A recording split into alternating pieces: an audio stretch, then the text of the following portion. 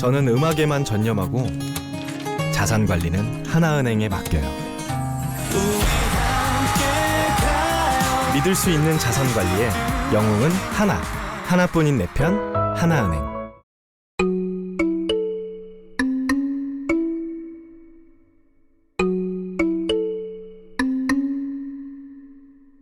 여러분 안녕하십니까. TBC 시사토크 총선 레이더 플러스의 황상인입니다. 4.10 총선이 한 달도 채 남지 않았는데요. 여야의 공천 작업이 거의 마무리되고 있습니다. 각 당은 선대위를 구성하고 본격적인 선거전이 시작됐는데 대구와 경북은 물론이고 수도권 등 주요 격전지의 판세를 분석해 드리도록 하겠습니다. 총선 레이더 플러스 시작하겠습니다. 네, 오늘도 배종찬 인사이트 K 소장 나오셨습니다. 안녕하십니까? 안녕하십니까? 네. 배 소장님, 이제 정말 총선이 얼마 남지 않았어요. 그렇습니다. 데이터 분석에 정치평론까지 예. 하시니까 사실 제가 좀 궁금했던 게 매번 선거 때마다 투표를 하십니까? 노코멘트 하겠습니다. 아, 왜 노코멘트죠? 제가 투표를 한다는 것만으로도 예. 선거판에 상당한 영향을 줄 수가 있습니다. 예. 그래서 항상 미국의 저명한 데이터 분석 전문가는 스핀 닥터는 또는 이런 컨설턴트는 당신이 무엇을 하는지를 모르게 하라. 아, 예. 그런 그래서 말이 있군요. 우리 가족도 모릅니다. 예. 저희 가족도 제가 투표를 하는지 안 하는지. 네. 네, 그 이유는 노코멘트. 아, 그 자체도 네. 노코멘트 하시겠다. 알겠습니다. 하나 배웠네요, 오늘. 자, 본격적인 토크에 앞서서 정치권의 이번 한 주를 늘 하는 거 예. 한마디로 정리해 주시면 뭐겠습니까? 제가 2월 달은 공천이라 말씀드렸는데 예. 그대로 적중이 됐죠. 예. 3월 달은 이제 뭐 몇 번 차고 나면 예. 바로 뭐 투표하러 가야 예, 됩니다. 예, 그렇죠. 2판 4판입니다. 2판, 4판. 2판 4판. 어떤 의미인가요? 합의 6판인가요? 그러니까 네. 이제는 말 그대로 생존 전쟁입니다. 네. 윤석열 정부 또 한동훈 위원장 총선 치면 어떻게 되겠습니까? 네. 운명과 또 생존이 달려 있는 겁니다. 이재명 대표도 마찬가지입니다. 마찬가지입니다. 예. 그래서 정말 수단 방법을 안 가리는 우리가 역대 보지 못했던 그런 치열한 대전쟁을 우리 시청자분들은 유권자분들은 경험하실 겁니다. 뭐 저희들 입장에서는 좀 균형 감각 있는 페어 플레이를 보고 싶죠. 네, 그렇습니다. 자, 그럼 본격적인 토크 시작해 보겠습니다. 여론조사 전문가시니까 여론조사를 통해 본 이번 주 정치권 움직임부터 정리를 해보죠.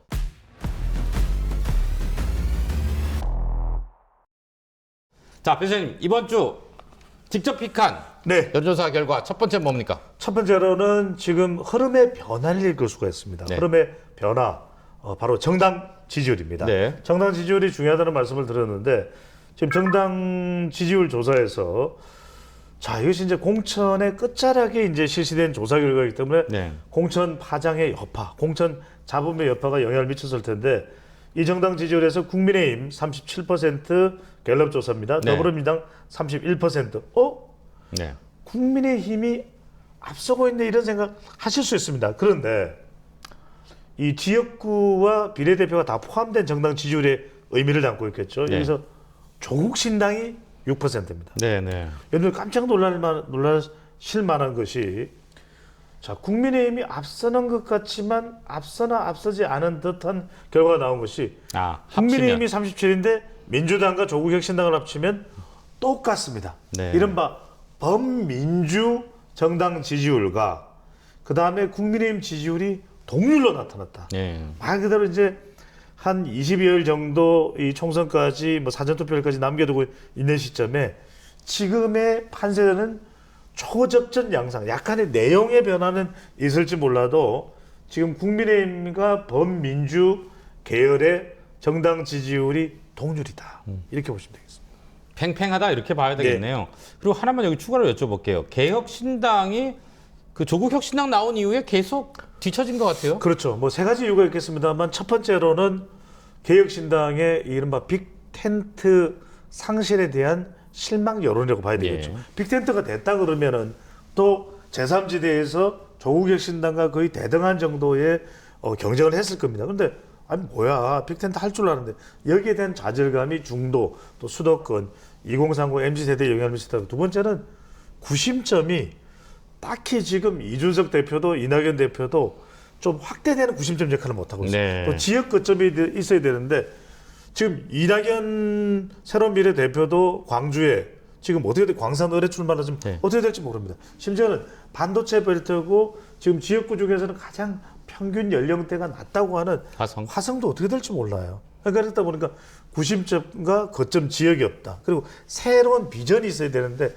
그래야 새로운 미래 또는 새로운 개혁 신당 이렇게 신당 새로움이 들어가야 되는데 뭔가 딱히 손에 잡히는 비전이 없습니다. 네. 그다음에 세 번째는 뭐냐면 일종의 한동훈 효과. 한동훈 효과가 개혁 신당의 이준석 효과를 좀 상쇄시키는 가라앉혀 버리는 그런 또 영향을 줬다고 봐야 되겠죠. 지금 갔다고 하셨으니까 거의 시계 제로 상황에서 선거에 들어가는 거네요. 그렇습니다. 이제 안개 정국에는 한 치 앞을 내다볼 수가 없는 상황인데 여러분들이 그렇기 때문에 우리 정치 플러스죠. 예. 계속 보셔야만. 아니요, 총선 레이더 플러스. 총선 레이더 플러스. 예. 저까지 지금 주목해 주십시오. 안개 정국이네요. 네. 알겠습니다. 두 번째 여론조사 결과는 무엇입니까? 네, 비례투표입니다. 근데 비례투표에서 깜짝 놀랄 만한 내용인데 네. 물론 이 내용보다 다른 내용도 있기는 합니다만은 이 조사가 또 먼저 나왔기 때문에 네. 자 비례투표를 그럼 누구에게 할 거냐, 네. 어느 정도 할 거냐 물어봤더니 이제 위성정당이 등장합니다. 잘 들으시고요. 예. 국민의 미래 네. 37%, 예. 국힘의 비례정당입니다. 37. 예. 똑같죠. 예. 지금 정당 지지율하고. 그다음에 더불어민주연합 25. 예. 좀 차이가 나네. 예. 12%포인트 차이가 나죠. 예. 왜 그럴까? 비례투표. 조국신당 15%입니다. 예. 15%. 그런 논리면 40대 37이 되는 거네. 그러니까 더군다나 호남에서는 거의 민주당과 조국혁신당이 거의 차이가 없습니다. 예. 그런데 더 최근에 우리가 지금 인용하고 분석하는 이 조사보다 더 뒤에 나온 조사는 예. 제가 수치는 말씀 안 드립니다. 예. 네. 비례투표에서 조국혁신당이 민주당보다 더 많이 나온 조사 결과가 있을 정도입니다. 예. 그렇기 때문에 이거 제가 수치 말씀 안 드렸으니까요. 예. 그럴 정도로 지금 가파른 속도로 비례투표는 민주당이 아니라 조국혁신당 쪽으로 가고 있다. 이게 왜 그러냐면 이른바 조국혁신당의 뿜뿜 현상이 조국입니다. 이러면 그냥 환호하는 조국 팬덤층이 있고요. 예. 두 번째로는 친문 지지층이 있죠. 지난 정부의 문재인 전 대통령을 지지하던 유권자층이 어디 갈 데가 없어요. 네. 그렇다고 해서 지금 민주당은 아닌데 그럼 누구로 가? 조국 전 장관의 조국혁신당 대표의 이 혁신당으로 가고 있는 거예요. 마지막으로는 왜냐하면 반 이재명 공천 파장이 얼마나 대단했습니까? 예. 피범벅, 피칠갑 이건 예. 제가 하는 이야기가 아니라 더불어민주당 소속이었다가 새로운 미래로 옮겨간 홍영표 의원이 하는 이야기입니다. 네. 심지어는 서른 의원의 경우에는 뭐라고 얘기했습니까? 이재명 대표를 향해서 연상군이다. 예. 이런 이야기를 할 정도이기 때문에 이런 상황 속에서의 반 이재명 그래도 나는 민주당 지지층이에요. 민주당 지지층이 이런 조국혁신당으로 가. 네. 이걸 정리를 한번 해볼까요? 쉽지 않습니다. 자, 반 이재명 친문 팬덤 지지층이 지금 조국혁신당의 지지층을 이루고 있는 겁니다. 그러니까 민주당으로 보더라도 상당히 강성입니다. 그러다 보니까 어떤 분들은 이런 이야기를 하시는 분들이 있어요. 아니 그러면 조국혁신당이면은 지지층이면은 이재명 대표 싫어하는 거 아니야? 제가 뭐라고 말씀드려요. 강성 지지층도 일부가 있는 겁니다. 일부가 있어요. 왜? 반윤석열 강도를 대립각을 점점 더 강하게 세우고 있기 때문에 그래서 아주 이 민주당 강성 지지층도 오히려 어디로 가 있습니까? 바로 조국혁신당으로 갔다. 네. 지금 인재 영입 인사들을 보면은 바로 신장식 변호사 그리고 황운하 의원 그리고 심지어는 이정섭 검사의 처남댁 강미정 아나운서가 이렇게 참여할 정도로 아주 오히려 강성으로 인식될 수 있는 인물들이 마치 줄줄이 이렇게 인재 영입으로 입당하는 상황이 벌어지고 있습니다.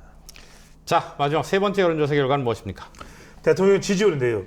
자, 대통령 지지율이 좀 주춤합니다. 네. 그러니까 이 갤럽 조사에서 상승세, 지난 한 3, 4주간 상승세를 보였던 윤석열 대통령의 지지율이 정체되고 네. 부정평가가 조금 올라가는 현상인데 그동안에는 윤석열 대통령의 지지율을 이렇게 상승했던, 견인했던 그 변수가 뭐였습니까? 그 이슈가 뭡니까? 바로 의대 정원. 의대 정원이었죠. 근데 지금 한 달여 이상의 시간이 지나고 상당히 의료 공백에 대한 우려가 나옵니다. 네.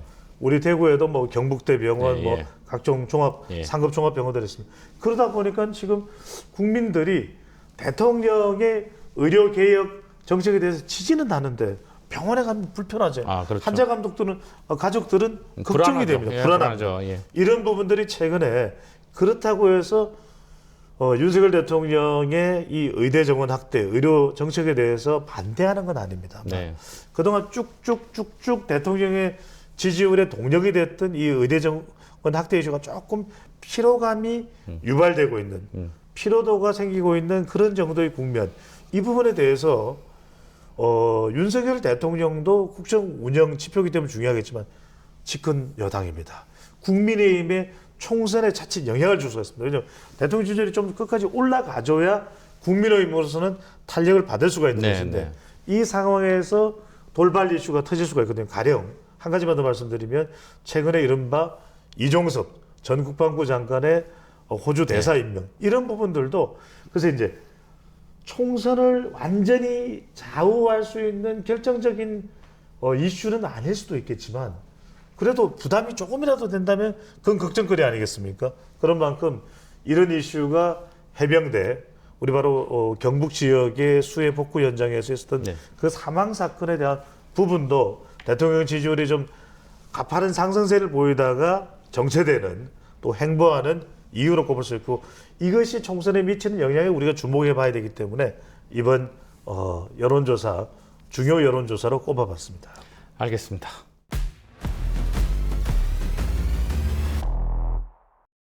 네, 국민의힘이 이번 주 대구 경북 25개 선거구에 대한 공천을 거의 마무리했습니다. 배 소장님, 결국 당초의 상대로 TK 공천이 가장 늦어졌어요. 그렇습니다. 근데 이 결과를 보면 굳이 이렇게 늦출 필요가 있나 뭐 이런 생각도 드는데 이유 어디서 찾아볼 수 있을까요? 심리적인 부담이었겠죠. 다른 것보다는 시스템 공천을 그대로 하면 될 일 아니겠습니까? 네네. 그런데 이제 제가 말씀드렸듯이 결국 국민의힘의 공천의 평가는 다른 지역이 아니라 TK일 수밖에 없다. 예. 그렇다면 좀 더 새로운 게 없을까? 좀 더 그래도 파격적인 게 없을까? 좀 더 여론에 더 적극적으로 부응할 수 있는 게 없을까? 이걸 이제 생각해 보는 거죠. 고민해 보는 거죠. 그러다 보니까 다른 지역이 아니라 마지막까지 시간이 걸릴 수밖에 없었고 또 하나는 이제 국민 추천제 같은 경우에는 몇 곳을 또 예외로 해서 국민 추천제를 실시하지 않습니까? 예. 그런 영향이 있었다고 봐야 되겠죠. 두 번째는 뭐냐면 그래도 일각에서는 뭐 이야기하는 게 김건희 여사 특검법 이 재발이 된 부분을 좀 더 사고가 없도록 하기 위해서 미뤘다니 그건 말이 안 되는 이야기고요. 네. 저는 그런 분석은 안 했으면 좋겠고 다만 이제 고민 되는 곳이기 때문에 중간중간에도 조용한 공천 좀 무난한 공천이지만 살짝 잡음들은 나오지 않았습니까? 그런 부분들까지 감안한다면 끝까지 그래도 TK를 밀어놓는 좀 그런 전략을 좀 전략적 차원에서 좀 필요로 했다라고 볼 수가 있겠죠. 그 말씀하신 대로 이번 주에 경선을 치러서 결과가 나온 지역구가 역시 현역 강세가 이어졌어요. 이 현역의 벽은 높은가 봐요. 그렇죠. 그래서 아마 우리 시간을 통해서 지금 많은 분들이 감탄을 금치 못할 텐데 아니 그럼 왜 배종찬 소장 설명대로 안 하는 거예요? 왜냐하면 제가 그렇게 말씀드렸지 않습니까? 지금 우리가 가점 제도와 감점 제도를 하고 있는데 네네. 청년과 여성 대부분 이제 도전자겠죠. 현역이 그렇죠. 아니라 예.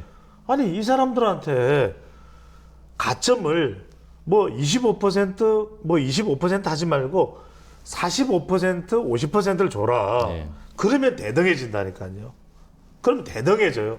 대등해지는데 의원들이 의정 활동을 정말 잘했다. 엑셀런트. 이러면 되는 거예요. 네. 민주당처럼 하이평가 받으면 어떨지 모르겠습니다만. 그러니까 그런 제도를 하면 되는데 제가 그때 말씀을 드렸을 때도 항행국에서도 고개를 끄덕끄덕 하셨어요. 네. 근데 이 제도를 왜 이번에 도입하기는 좀 곤란했느냐. 그렇다면 현역들이 상당히 반발하겠죠. 그러겠죠. 왜냐하면 이걸 이제 이번에 이렇게 해놓고 요 다음번에 조금 더 그렇게 올리고. 적용이 되면은 그건 가능해지는 겁니다. 예, 그것도 예. 다음번 총선 공천하기 전에 제가 그다음 말씀드립니다. 2026년 그러니까 3월까지는 1년 전이 되겠죠. 예. 2028년이 총선이 있으면 예. 2027년 대선이 있기 직전에 예. 이걸 그 가점 감점 제도를 당헌 당규로 통과시키면 됩니다. 아, 제가 지금 아예 드린 못을 말씀을 박아놔야 된다. 그렇죠.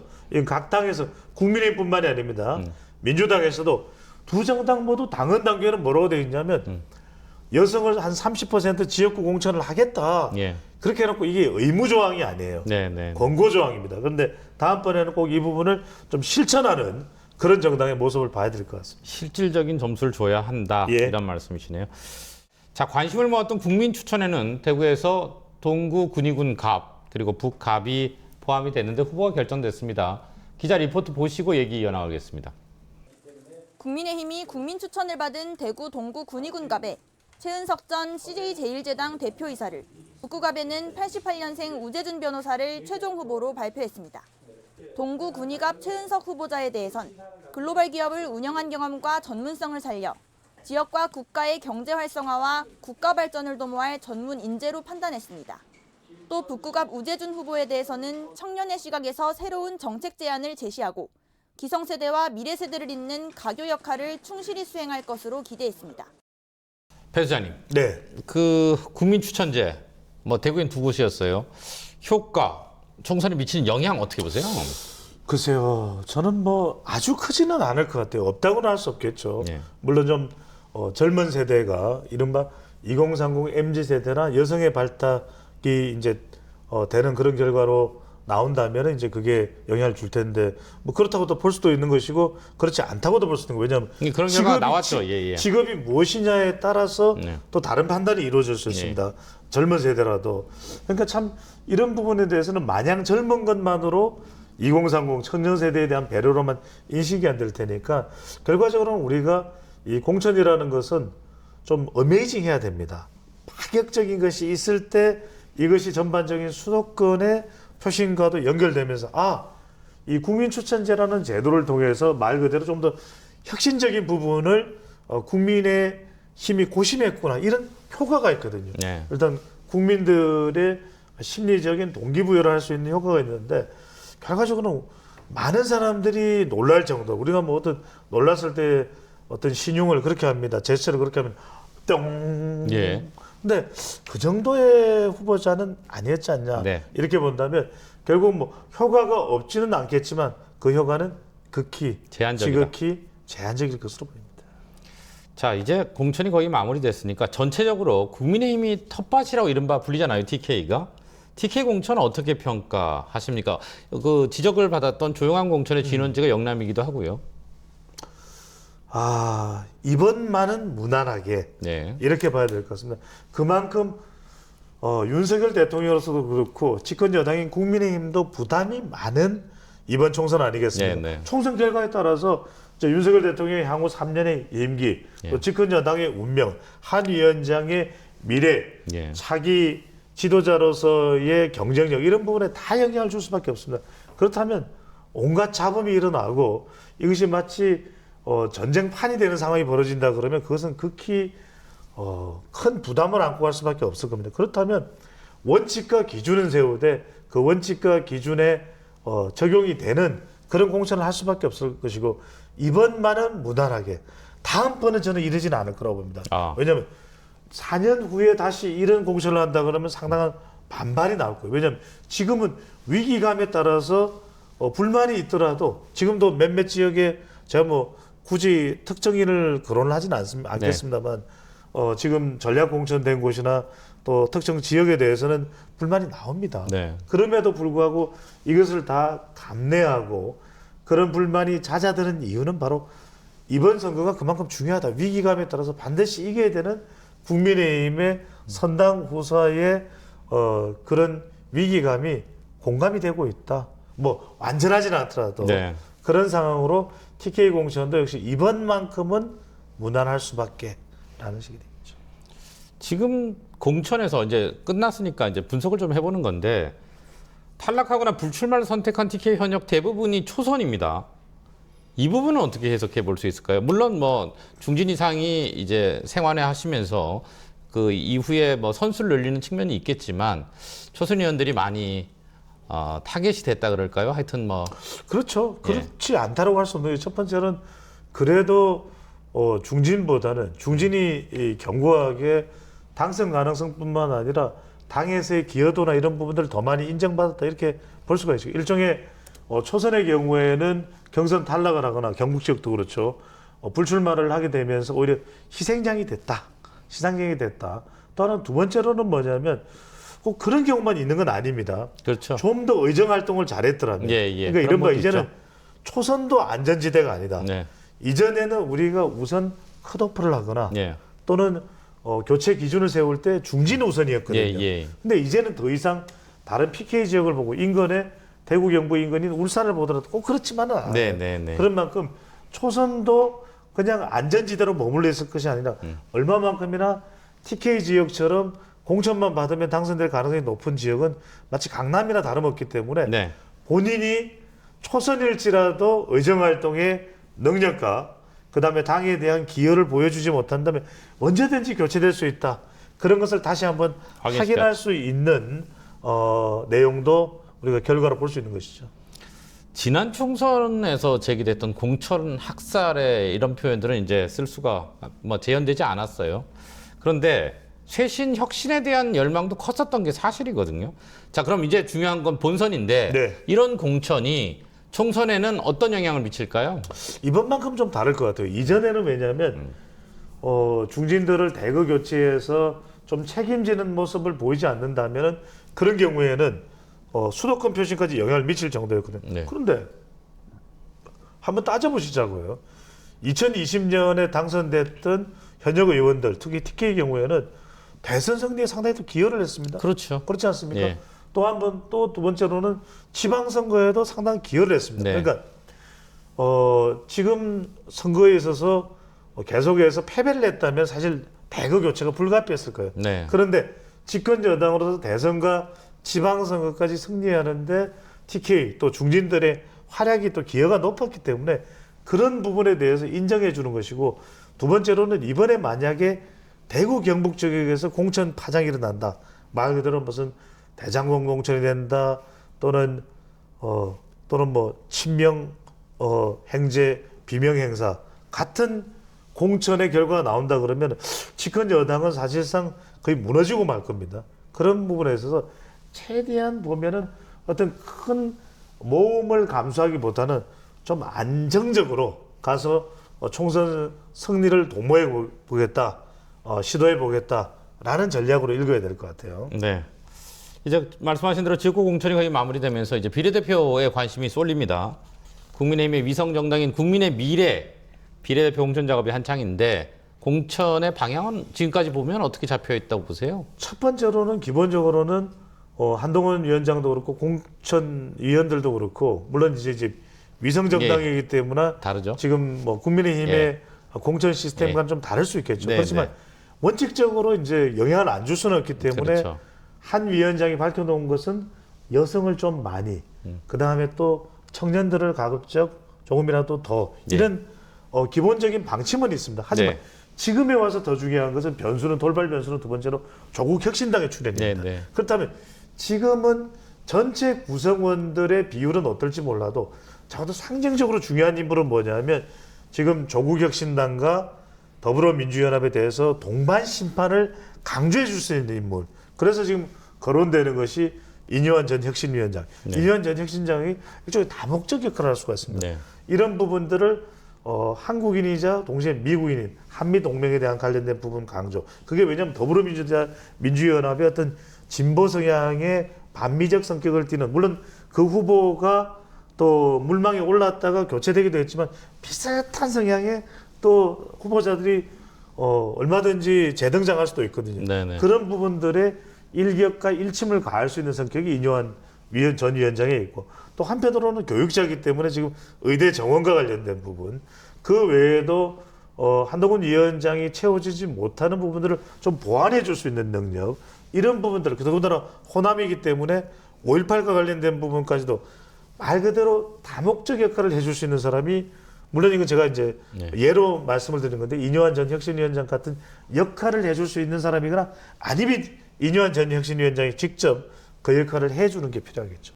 범야권의 비례 위성 정당 더불어민주연합은 후보를 추천할 20명의 명단을 발표했어요. TK 인사 3사람도 포함이 됐고요. 어떻게 평가하세요?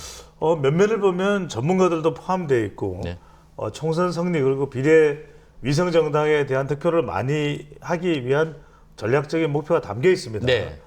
근데 이렇게 전략적 경쟁력을 상당히 높인 또 명단으로도 볼 수 있겠고요. 네. 하지만 이제 그 내용에 몇 가지 정도만 지적할 수밖에 없다면은 앞 순번에 시민들이 추천했다고 해서 물론 이제 그 후보자가 교체된 경우도 있습니다만 네. 상당히 좀 이념 지향적이다. 네. 그러니까 진보 성격이 강한 그런 후보자들을 앞 순번에 올렸다라는 거. 과연 이게 민주당 또 민주연합의 이 정치 철학의 총선 목표에 과연 부합되는 인물인가 이런 부분들이 이제 총선에 또 투표하는 유권자들 중도 유권자들한테 또 부담이 될 수 있는 부분일 테고 또 이제 이른바 전문가라고 해서 앞선번에 올라 있는 이제 여성들도 있는데 이들의 경우에도 평상시에는 상당히 이념이 성격이 강한 그런 발언들을 했거든요. 네. 그런데 정작 이들을 선정한 이유는 또 전문가다, 또 뭐 문화 전문가다, 영화 전문가다 이런 부분들도 뭐 부담은 될 겁니다. 하지만 우리가 네. 뭐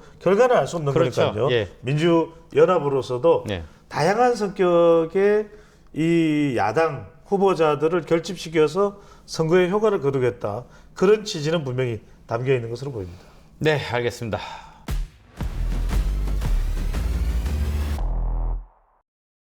여야의 공천 작업이 마무리되면서 이제 본격적인 선거전이 시작됐습니다. 여야는 선대위를 출범시켰고요. 본격적인 선거 체제 가동에 들어갔습니다. 소장님, 국민의힘이 선대위를 구성했는데 이제 각 당의 선대위 구성 얘기를 좀 해보죠. 네. 국민의힘은 한동훈 위원장이 총괄을 맡고 공동선대위원장이 나경원, 안철수, 그다음에 원희룡, 윤지옥 이렇게입니다. 일단 어떻게 평가하세요? 첫 번째로는 이제 이 다양한 공동선거대책위원장을 통해서 효과를 누리겠다, 효과를 보겠다라고 하는, 노리겠다라고 하는 그런 어벤져스 전략이 담겨져 있습니다. 네. 그래서 그런 효과를 누릴 수도 있을 것 같아요. 왜냐하면 여성인 나경원 또 후보자, 네. 또 안철수 네. 후보자, 또 원희룡, TK는 또 윤재욱 후보자, 예. 원희룡, 인천 계양거리니까 예. 바로 이재명 대표와 후보자와 맞붙으면서 그런 또 효과는 누릴 수가 있겠죠. 예. 주목하는 효과는 누릴 수가 있죠. 다만 좀 아쉬운 점은 네. 전부 다 지금 지역구에 투입이 돼 있어요. 그러니까 이러다 보니까 누구라도 한 위원장 외에는 전국을 다니면서 자기 지역구도 100% 안전하다고 할 수 전혀 없는 상태거든요. 그렇죠, 그렇죠. 그러면 한 위원장이 대부분의 지역에서는 집중이 될 수밖에 없는 그런 상황이라면 조금 피로감이 높아질 수 있다. 이럴 때 한 위원장도 지금 2달여 가까이 지금 진두지휘하고 있는 상황이거든요. 그렇죠. 비대위원장. 그렇다면 누군가는 좀 지역구를 불문하고 대체로 이제 도움을 불출마하는 줄 수 있는. 그렇죠. 인물이나 아니면은 뭐 위성정당이라 예. 할지라도 비례 후보자로 나서는 인물이 함께 공동으로 네. 동반으로 이렇게 해줄 수 있는 누군가는 있어야 되는데 그런 면에서는 두 번째입니다. 일종의 우리가 그 시너지 효과를 볼 수 있는 성격은 아닌 것. 조금 약하다. 예. 약한 구성이 아닌가라는 판단이 듭니다. 말씀하신 대로 국민의힘은 서울, 경기, 인천의 중요성을 강조하면서 세 사람을 선대위 위원장으로 맡겼습니다. 한동훈 비대위원장 얘기 듣고 계속 얘기 이어가겠습니다. 저는 주로 지역을 많이 다니면서 지역의 시민들을 많이 뵐 생각입니다. 그렇기 때문에 선거 경험이 대단히 풍부한 베테랑 분들이 모두 힘을 모아서 우리 국민의 힘이 내세울 수 있는 최선의 선거운동을 하려는 겁니다. 자, 한 위원장은 이 자리에서 네. 그 5인 체제가 아니고 1+4다 이런 표현을 썼어요. 그런 선대위 체제다. 5인 체제와 1+4 어떤 의미로 봐야 할까요? 간단합니다. 그러니까 여기서 이제 1+4는 뭐냐면 5명이 나란히 공동의 책임을 지는 것이 아니라 네. 오롯이 전체적인 총괄은 나 예. 한동훈 위원장이다. 나머지 4명 윤재옥, 안철수, 나경원, 원희룡은 지역에 전력 투구해라. 예. 그래서 지역에 전력 투구를 하는데 조금 여력이 있으면 그 주변까지 아우르면 더 좋지 않겠냐. 이런 이제 전략으로 또 목표로 보면 될 것 같고 방향으로 보면 될 것 같고 또 하나는 뭐냐면 만약에 이게 너무 공동선대위원장 성격이 강하다 보면 다른 후보들이 가지는 부담도 적지 않습니다. 그렇죠. 좋으면 좋으면 좋은 대로. 하지만 또 결과가 안 좋으면은 내 사람들은 상당히 또 부담을 책임을 가질 수밖에 없는 선거가 되거든요. 또 하나는 1+4가 아니라 5로 해버리면 민주당의 지금 이재명, 예. 김부겸, 이해찬 트로이카 체제와 약간 어울렁 현상이 벌어집니다. 그렇기 때문에 분명히 원이라고 못을 박아야 한동훈 대 이재명이다. 한동훈 대 이재명이다. 이 점을 또 강조하는 구성으로 볼 수 있는 거죠. 그러니까 말씀하신 대로 국힘은 원탑을 강조하고 있는 것 같고요. 더불어민주당은 이른바 3톱 체제 선대위를 출범했습니다. 이재명 대표, 이해찬 전 대표, 김부겸 전 총리. 자, 먼저 이해찬 전 대표와 김부겸 전 총리의 얘기를 들어보고 얘기 이어가겠습니다. 저는 이제 현실 정치를 떠났습니다만 이번 선거만큼은 절대로 놓쳐서는 안 되겠다는 그런 절실한 심정이 들어서 선대위에 합류하게 됐습니다. 당에서 이제 그분들 한 분 한 분 만나서 이 어려울 때 마음을 추스리고 선대위에 같이 합류하셔서 활동해 주시기를. 지금 얼핏 말씀하셨는데요. 민주당의 그 쓰리톱 구성, 이건 어떤 의미로 평가하세요? 전 잘했다고 봅니다. 저는 뭐 항상 좋은 이야기를 하는 그런 또 분석가니까요. 그런가요? 네. 의심하시나요? 네, 아닙니다. 예. 근데 그런 이유가 뭐냐면 중요한 것이 이재명 대표로서는 일종의 첫 번째 이유는 고육지책인 거죠. 고육지책은 뭐냐면 이 카드를 빼내들지 않을 수가 없었다.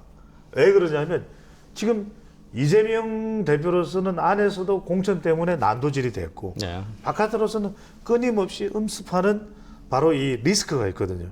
근데 이것을 해치해 줄 수 있는 사람이냐면 내부의 조직을 단단히 해줄 수 있는 사람이 이해찬 아니고 이해찬. 네. 이해찬 전 대표, 전 총리의 경우에는 내부를 잘 다져줄 수 있는 사람이거든요. 왜냐? DJ 때부터 쭉 그런 일을 해왔던 인물이고요. 네. 그 다음에 김부겸 전 총리의 경우에는 TK 출신이고, 네. 그리고 민주당 TK 출신으로 상당히 좀 중화적인, 그렇죠. 중도적인 이미지를 가지고 있기 때문에 네. 지금 뭐 이재명 대표는 어디 가든 거침없는 송곳 같은 사이다법으로 예. 지지층들의 호응을 얻어내지만 예. 상당히 중도층으로서는 거부감이 있을 수 있습니다. 그렇죠. 이런 부분을 김부겸 전 총리가 가령 정세균 전 총리는 호남으로 겹쳐요. 이낙연 새로운 미래대표는 이미 떠나버렸죠. 네. 그렇다면 김부겸 전 총리를 통해서 그동안 쏟아지던 비판을 이렇게 좀 막을 수 있는, 방탄할 수 있는 그런 효과가 있기 때문에 이걸 사실 결단 내리는 것도 쉽지 않았을 텐데 네. 이재명 대표로서는 뭔가 공천 파장 이후에 반전시킬 수 있는 핵심의 카드를 빼내들었다 이렇게 볼 수 있겠죠. 자, 그럼 이제 정리를 좀 해볼게요. 국민의힘은 한동훈 원탑, 그 다음에 더불어민주당은 이재명, 이해찬, 김부겸 쓰리탑. 네. 이게 선거 전략적으로 어떤 차이가 있는 거예요? 이게 중요한 겁니까? 중요하죠. 중요한 게 뭐냐면 결국 이게 트로이카 체제로 가는 이유는 그만큼 우리가 피로도가 좀 적은 겁니다. 그러니까 우리가 예전에도 보면은 정윤희, 그 다음에 유진, 또 장미, 트로이카 시대가 있었죠. 이게 트로이카가 있으면 예. 지금 제가 좀 너무 옛날, 시대를 옛날로 예. 돌아갔는데 예, 그러면 저기 제니, 예. 그 다음에 카리나, 예. 그 다음에 쯔위. 이것도 있으면 조심하셔야 저기 뭐 조심해야 팬들이 다 있으실 테니까. 제가 무슨 나쁜 말 안 아니, 했잖아요. 그건 그러니까 세 명을 다 좋아한다 이거죠. 네, 네, 그러니까 네.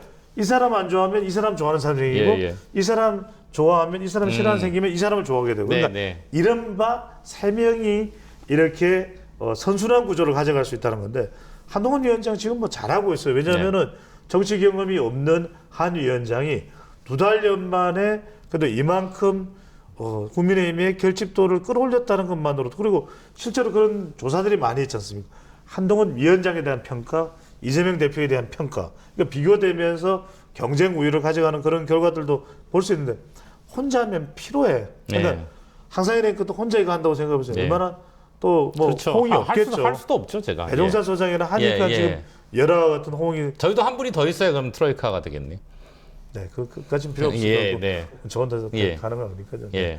그래서 혼자서는 외롭지만 예. 적어도 둘 이상. 그래서 지금 국민의힘은 남아 있는 20 며칠 남짓 동안 네. 한 위원장이 파트너를 있느냐 없느냐 예. 이게 굉장히 중요합니다. 아. 선거는 파트너다, 방송은 예. 파트너다 이렇게. 예, 알겠습니다. 사실은 이제 여야 대진표가 나온 거잖아요. 공천 네. 마무리됐다는 게. 그럼 이제 본격적인 선거전이 시작이 됐는데요. 이제는 좀 구체적인 대진표를 두고 격전지 얘기를 좀 해보도록 하겠습니다. 자, 일단 TK부터. TK에서는 뭐 아무래도 가장 큰 관심 지역이 경산이겠죠? 경산이죠. 네. 경산입니다. 산은 경산이죠. 예. 서울은 용산이고 네. 경북은 경산입니다. 그냥 막 말씀하시는 거죠? 그 뭐 산이 여러 산도 있고. 네. 네. 편집해 주시고요. 예.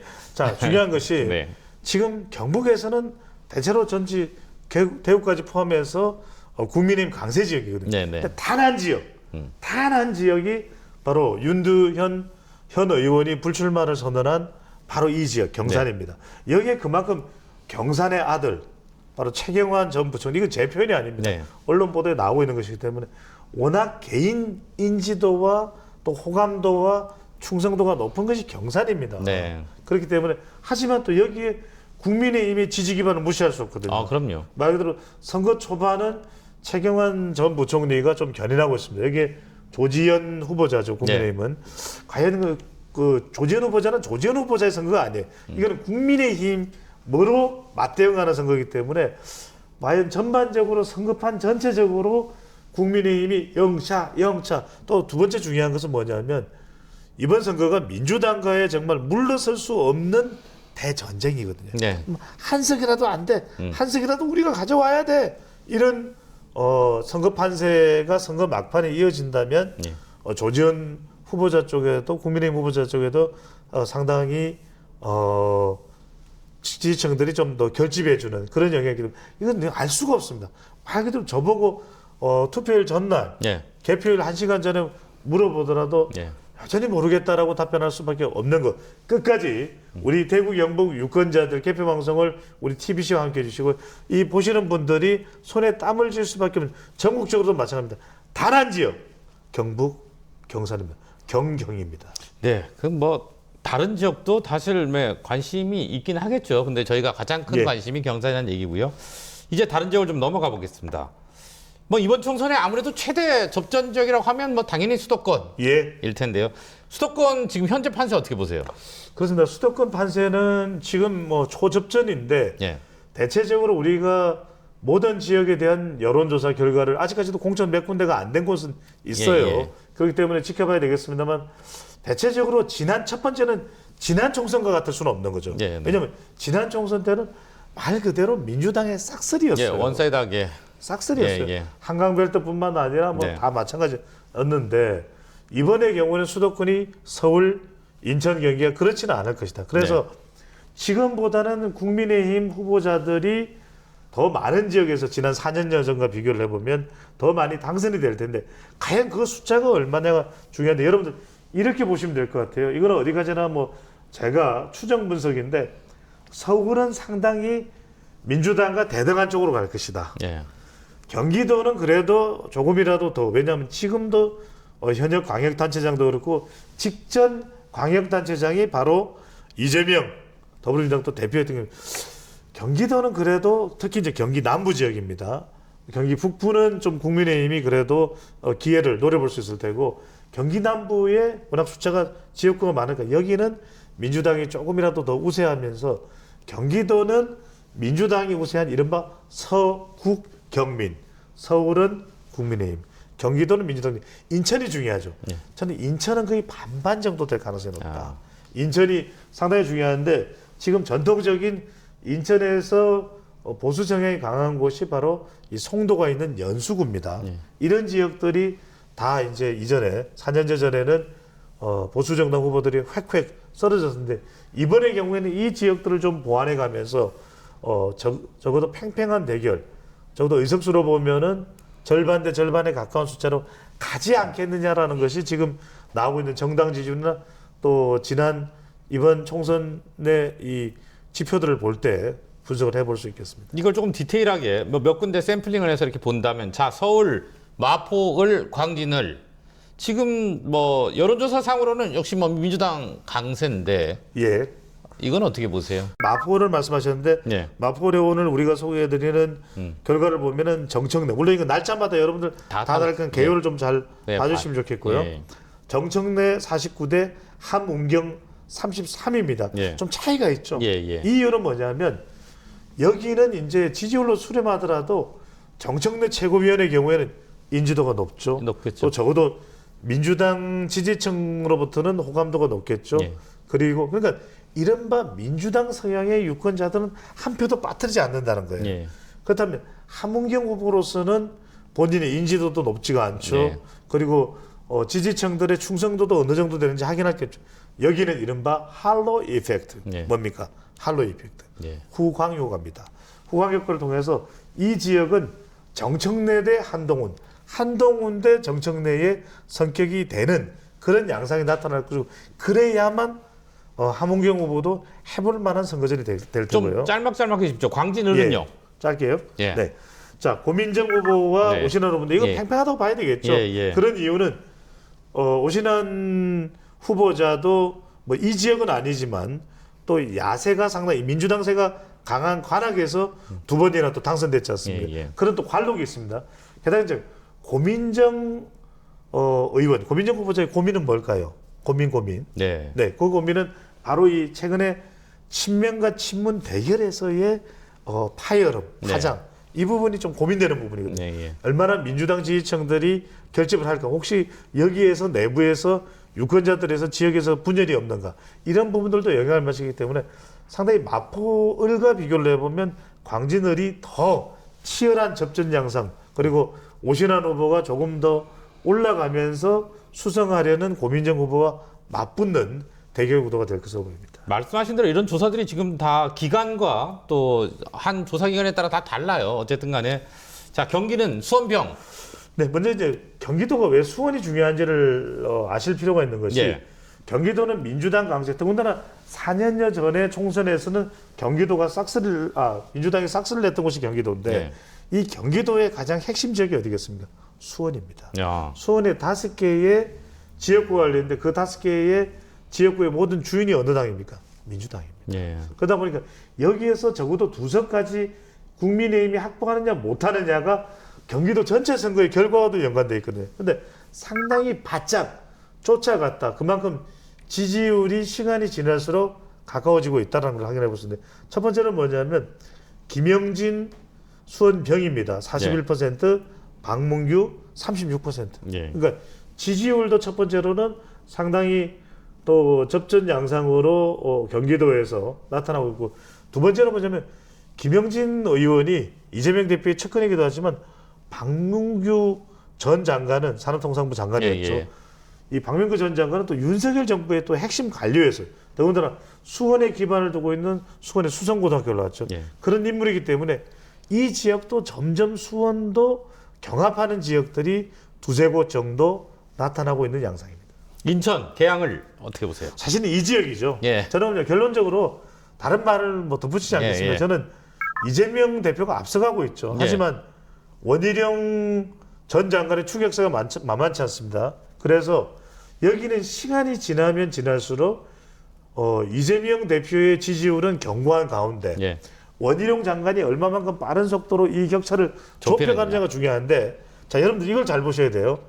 투표일이 4월 10일인데 투표일이 며칠만 좀 미뤄졌더라면 선거일이 4월 20일이었다면 이길 수 있을 텐데라는 이야기가 나올 수도 있는 곳일 수도 있다라고 저는 추정을 하고 있거든요. 선거 때마다 늘 어떤 지역은 그런 얘기가 그렇습니다. 나오죠. 예. 그래서 이 인천 계양은 얼마나 빨리 원희룡 후보자가 추격을 해가느냐. 여기에 이제 유동규 전 성남도시개발공사 본부장도 이 전쟁에 참전을 하지 않습니까? 예. 대장동 선거라고 불리고 있기 때문에 저는 이 원희룡 전 장관 후보자의 추격 속도에 달려있다. 그 추격 속도를 좀 빨리빨리 할 수 있는 사람이 이천수 선수일까요? 네. 네. 알겠습니다. 네, 서울 수도권 정리해 주셨고요. 예. 이제 중원과 부울경의 선택이 궁금합니다.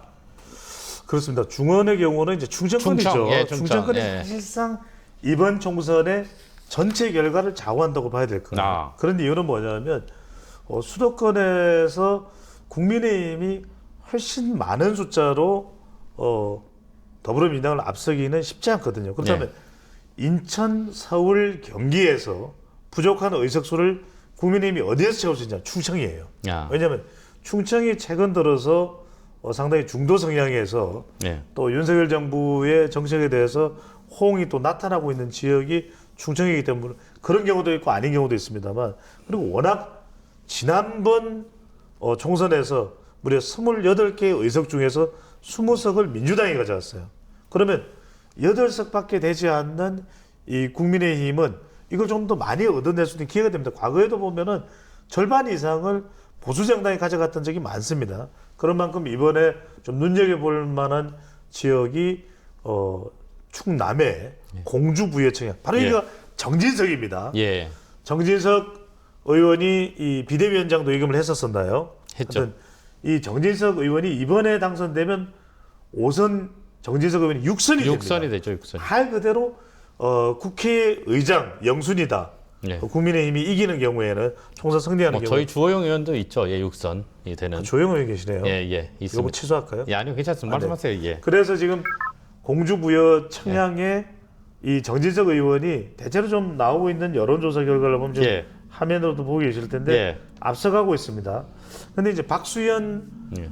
전 의원과의 또 리턴 배치예요. 예, 예. 그래서 상당히 이 지역도 치열할 수밖에 없는데 이 지역 중정은 절대적으로 지지율이 어느 쪽으로 가느냐. 아, 전체 이 지지율이 국민의힘 쪽이냐 또 민주당이냐. 거기에 이 따라서. 부분이 상당히 큰 영향을 미칠 수밖에 없는데 대전만 하더라도 민주당에서 국민의힘으로 입당한 이상민 의원이 있죠. 네. 그러니까 결과적으로는 더더군다나 그걸 보더라도 지지율이 중요할 수밖에 없는 대전쟁이 될 것으로 보이고 PK로 가볼까요? 낙동강 벨트 역시 네. 중요할 수밖에 없는데 예. 낙동강 벨트가 이재명 대표의 이른바 비명 예. 학살 공천이라는 이런 파장이 벌어지면서 상당히 지지율이 꺼졌었거든요. 예. 그러면서 낙동강 벨트의 5명의 현역 의원 민주당이죠.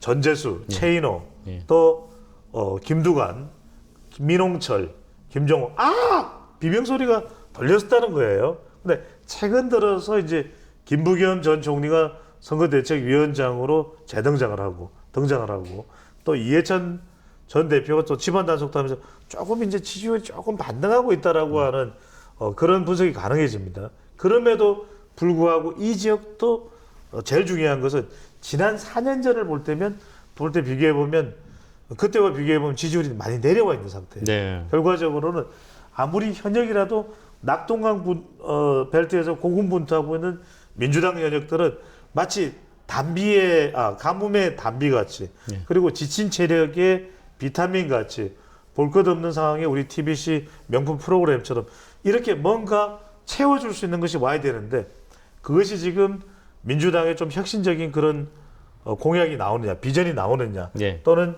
PK 맞춤형 전략이 나오느냐 이런 부분이 상당히 중요할 것으로 보입니다. 여기는 뭐 경남 양산을 사실 관심적이죠. 그렇습니다. 투김 대전인데 예. 그만큼 피가 철철 흘러내린다라는 이야기가 나올 정도로 이 이 대접전이 여론조사 기간마다 좀 결과가 막 그렇죠. 바뀌고. 예. 그런 이유는 뭐냐면 네. 이번 조사에서 어느 성향의 진보냐 보수냐 더 많이 또 했냐 아니면 예. 그 조사하는 시점에 유독 특정 지역의 응답자들이 같은 권역 내라더라도 응답을 할 수밖에 없죠. 그만큼 등락이 있다라는 것은 그만큼 표심이 민감하다라고 볼 수밖에 없는 것이고 더군다나 이 양산을인데 두 후보 모두 김태호 후보는 고향이 거창이에요. 네. 김두관 후보는 고향이 남해예요. 남해죠. 그러다 예. 보니까 아까도 말씀드렸듯이 익숙하지 않은 현장이 물론 이제 지금은 상당히 두 명의 지명도가 있으니까요. 예. 알고는 있습니다만 이런 상황들이 지금의 양 전쟁하고 맞물려 있고 예. 또 양산에는 누구의 영향이 또 문재인 전 대통령. 예. 그렇습니다. 이런 영향도 동반해서 네. 반영이 되고 있는 지역으로 볼 수 있겠습니다.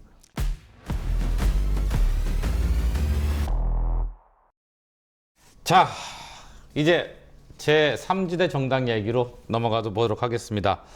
조국혁신당, 개혁신당, 새로운미래 등이 이제 비례대표 공천 작업을 하고 있고요. 배 수장님, 먼저 조국혁신당의 약진이 두드러집니다. 이유 어디서 찾을 수 있을까요? 저는 첫 번째로는 조국혁신당이 이대로 계속 갈 것이냐라는 말씀을 하십니다만 저는 총선 선거일이 가까워지면 사전투표일이 가까워지면 조금 주춤할 가능성이 있어요. 네. 그러니까 지금은 확장하는 이유 잠시 뒤에 말씀드리고요. 그런데 왜 그러냐면 첫 번째로는 조국혁신당이 너무 잘 나가는 것도 민주당에는 부담이 됩니다. 네. 그러다 보니까 이것 자체가 민주당으로서는 더 이상 가지마 일종의 길목을 차단하는 전략을 불가피하게 구사할 수밖에 없다. 그렇다면 그것이 조국혁신당이 계속 뿜뿜하고 가파른 상승세에서 좀 저지당하는 차단될 수 있는 이유가 됐을 거고 또 하나는 뭐냐면 지금은 조국혁신당 조국의 팬덤 현상 또 반 이재명 민주당 지지층에 또 결집이 되고 있지만 아니 조국혁신당 대표가 지금 완전히 일반인들과 똑같은 상황인 거예요. 그렇지는 않지 않습니까? 네. 법적으로 예. 2심까지 예. 실형을 받은 상황이고 많은 국민들은 여전히 아빠 찬스 예. 그리고 표창장 다 기억을 하고 있습니다. 예. 여기에 대한 심판 여론이 다시 불붙으면 이건 일종의 민주당과 조국혁신당에 대한 동반 심판, 예. 양쪽을 다 심판하자는 그런 여론이 나올 수밖에 없어요. 그것이 누구에게 달렸냐면 국민의 미래에 상징적인 이 선거를 진두지휘하는 사람이 한동훈 위원장 간접적으로 외에 누구냐라는 게 중요하거든요. 그럴 경우에 또 된서리를 맞을 수도 있기 때문에 공식 선거운동 들어가고 난 이후에 이런 두 가지 요인인데 지금 그래도 조국혁신당이 가장 지지를 얻고 결집하고 있는 이유는 반 이재명 친문 팬덤 예. 바로 조국혁신당 대표에 대한 팬덤이죠. 조국입니다. 이러면 이제 팬덤하는 이 현상이 두드러지게 나타나고 상당히 강성 민주당 지지층 윤석열 대통령을 어떻게든 깨부수자는 사실 그게 뭐 헌법 질서에는 타당하지 않은 이야기일 수도 있습니다. 그럼에도 불구하고 정치적인 성향이 완전히 다른 쪽에서는 그 주장과 그 태도에 더 결집하는 동력이 될 수도 있거든요. 네. 그런 현상이 지금 조국혁신당으로 수렴되고 있다고 볼 수 있겠습니다. 네, 이제 총선 레이더 플러스 마칠 시간인데요. 표수님 끝으로 늘 하던 것. 다음 주 주목되는 정치 이슈는 뭡니까? 물론 2판 4판입니다. 네. 2판 4판이 3월 동안은 이어지는데. 계속 될 수밖에 없는데 지금 많은 분들이 궁금한 것은 아마 우리 항행급께서도 질문 많이 받을 거예요. 예. 그게 국민의힘이 몇 석 될 것 같아? 예, 또는 더불어민주당이 이번에도 가반이 가능할 것 같아? 그런 질문들을 많이 받죠. 많이 하죠.